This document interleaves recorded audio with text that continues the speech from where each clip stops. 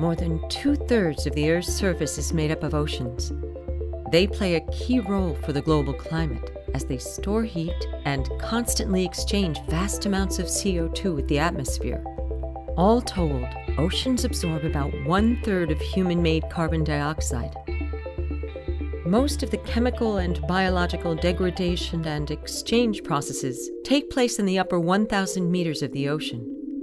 Close to the surface, the water is flooded with light and well mixed, but from about 200 meters downwards, very little sunlight penetrates the water, which is why it is often called the twilight zone.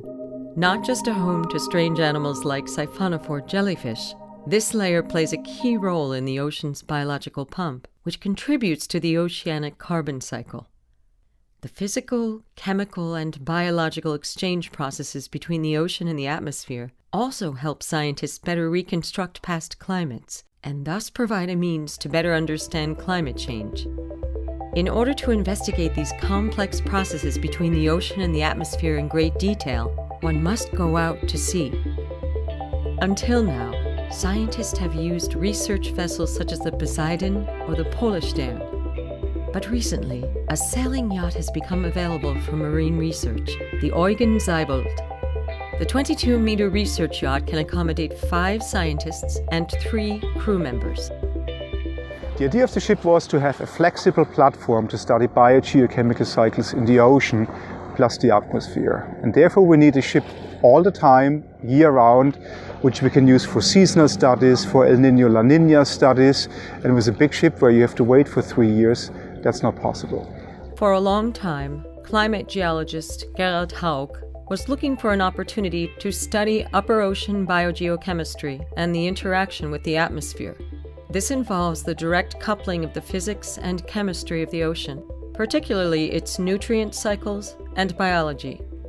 Deep knowledge is important in understanding, for instance, the CO2 exchange processes between ocean and atmosphere, how the ocean transfers heat, and how it interacts with the atmosphere. Ideally, such measurements should be taken without contaminating samples with metal traces of the hull or exhaust fumes. Of course, it's possible with big ships, but a big ship that costs $30,000–$40,000 a day, or a Polarstern costs $80,000 a day, you won't have the ship all the time for our scientific community. And many things we can do just as well with a small boat. For example, the contamination-free probing with a sailboat is a huge advantage over the big ships where you always have diesel contamination.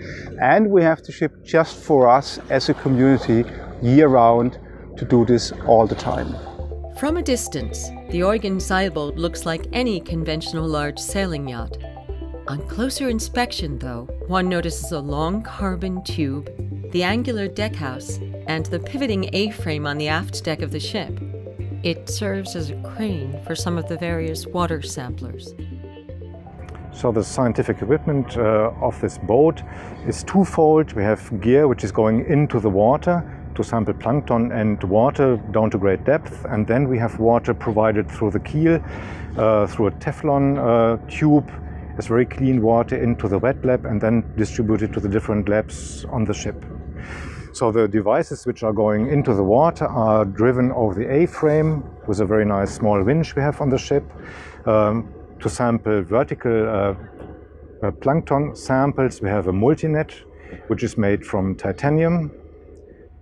Then we have a bongo net to sample horizontal plankton with a typical normal bongo net.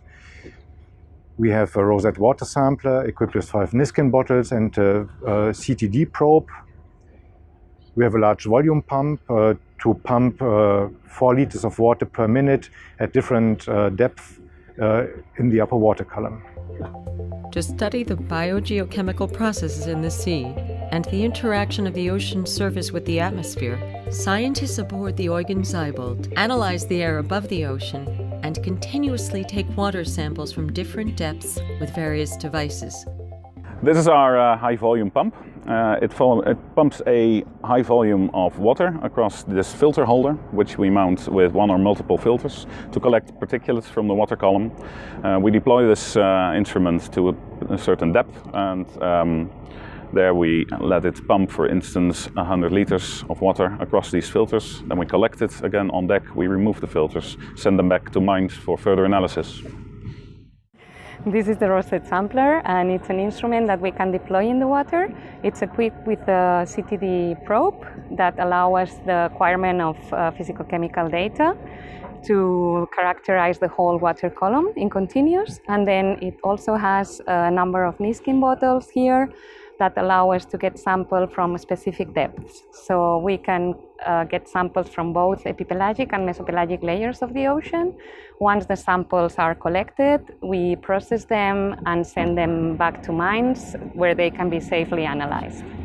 The epipelagic or surface layer is the upper 200 meters of the ocean, where the exchange processes with the atmosphere take place and photosynthesis occurs.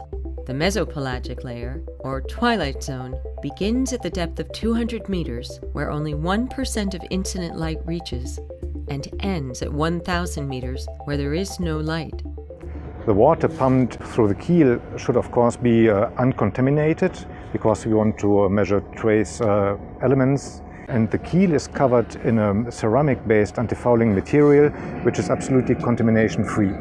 Since 50% of the ship's interior is used for scientific work, researchers can also analyze the samples on board or refrigerate them for further analysis at the Max Planck Institute for Chemistry in Mainz. Thus, a clean room, a wet room, and an atmospheric laboratory were installed in the rear of the ship.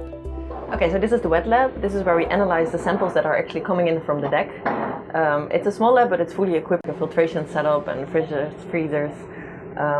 Also, what we do here is continuously monitoring the surface ocean. So we are pumping water from the keel, 3.5 meter water depth, distributed over many different sensors: temperature, turbidity, particle size distribution. But also there are sampling chambers, fast repetition rate fluorometer that measures photosynthetic activity of the phytoplankton. We have a flow cytometer that measures the optical and scattering properties per cell. But also we have a staining module that can actually stain the bacteria and heterotrophic organisms. Additionally, we have connected a mass spectrometer, the mini Rudy, that's measuring the partial pressure of the gases dissolved in the surface waters. It's measuring oxygen and nitrogen that are affected by biological processes, and argon as a reference that's measuring the physical behavior of the gases in the surface ocean. So here in our dry lab we have the mini Rudy mass spectrometer setup, as well as another instrument for measuring CO2, which is the delta ray. The delta ray is an isotope ratio infrared spectrometer. We use this to determine the isotopic ratio of CO2, which gives us information about the source processes of CO2 in the seawater. A tube at the back of the ship brings air samples from 10 meters above the surface of the water to an air chemistry lab, where it is analyzed for particles, black carbon, chemical composition. We are in the atmospheric measurement lab. This is where the sampling tube that comes from outside and extends about 10 meters above the deck ends. As you can see, we have multiple sampling lines that are fed into different instruments in this lab. With a combination of instruments like the SMPS, the APS and the CPC, we can extract information on the number concentration and the size distribution of the sampled air, whereas other instruments like the SP2 and the ethylometer are specialized in the study of soot and carbon-containing particulate matter. We also have the possibility to collect samples that can be sent back to the Institute for further analysis. Opposite from the atmospheric measurement lab is a workstation with a computer unit. We have a comprehensive IT system on board Eugen Seibold. We have a large database server that is connected to all the instruments and collects all the data in a central place. And we have a very large storage capacity. And as well, we have a continuous satellite connection at an uplink to mines to send our data.